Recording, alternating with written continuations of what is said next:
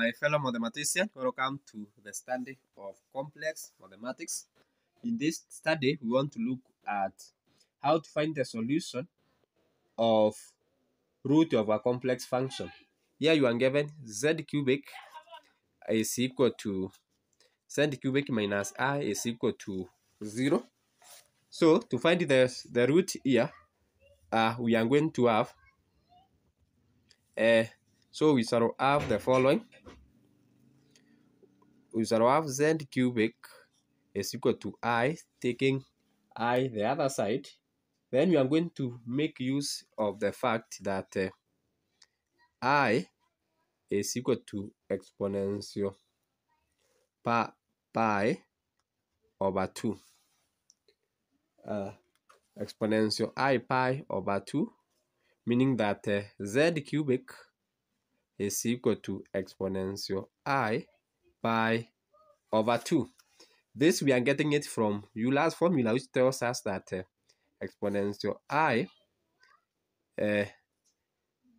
theta is equal to cos of theta plus I sine of theta. So we are making use of the fact that cos of 90 is 0 and the sine of the 90 is 1. So that is why we are writing it this way. Pi over 2 is 90. So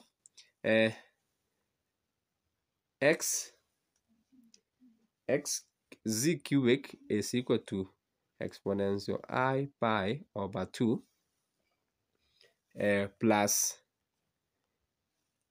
2 n pi.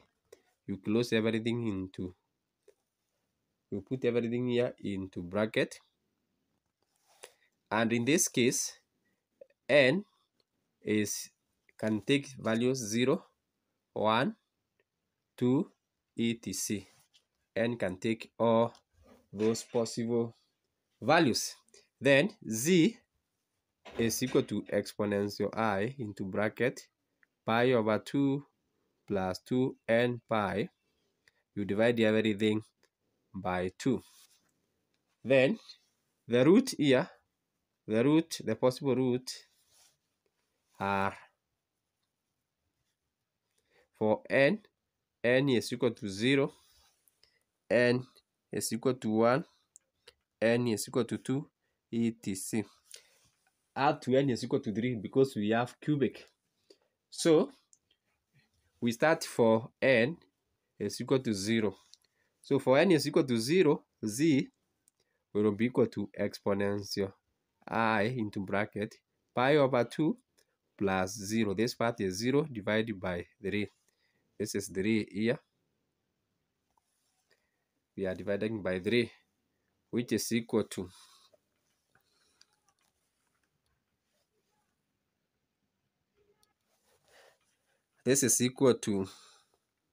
exponential I pi over 6 because of this 2 multiplied by 3. Then we go for n is equal to 1. We shall have z is equal to exponential I into bracket pi over 2 plus, we substitute here 1, so you have 2 pi everything divided by 3, which is equal to, this is 5 pi over 2, which will give you exponential I 5 pi over 6. 5 pi over 6. So that is what we get there. Next, for z, for n is equal to 2, we shall have z is equal to exponential I into bracket pi over 2 plus 4 pi. We divide by 3. Of course, when you do that, you are going to get you shall get the following. Here it will be 9. This is equal to exponential I 9 pi over 6. So z is equal to exponential I by 3. It will give you 3 pi over 2. When you simplify, So now the root, we have this root are as follows: z1, which we have found to be exponential I pi over 6. z1, we have found it to be exponential I 5 pi over 6. And also we have obtained our z3, which we have found it at exponential 3. I pi over 2. Now this root can be simplified to obtain the following. So for this one, it can be written as cos of pi over 6 plus I sine of pi over 6. This is from Euler's formula, which will simplify to the following. This is the same as now cos of pi over 6. It is the same as root 3 over 2 plus I half, because pi over 6 is that. So 1 over root, that is the value there.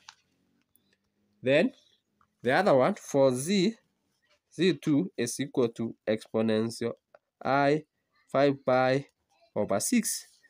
It reduces to, it is the same as, this is equal to cos of 5 pi over 6 plus I sine of 5 pi over 6, which will simplify to the following, to negative 3 to negative root 3 over 2 plus I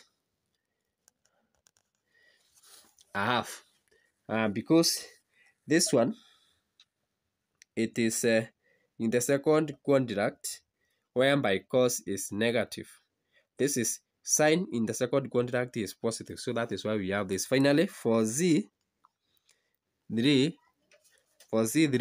which we found as exponential I 3 pi over 2, this is the same as cos of 3 pi over 2 plus I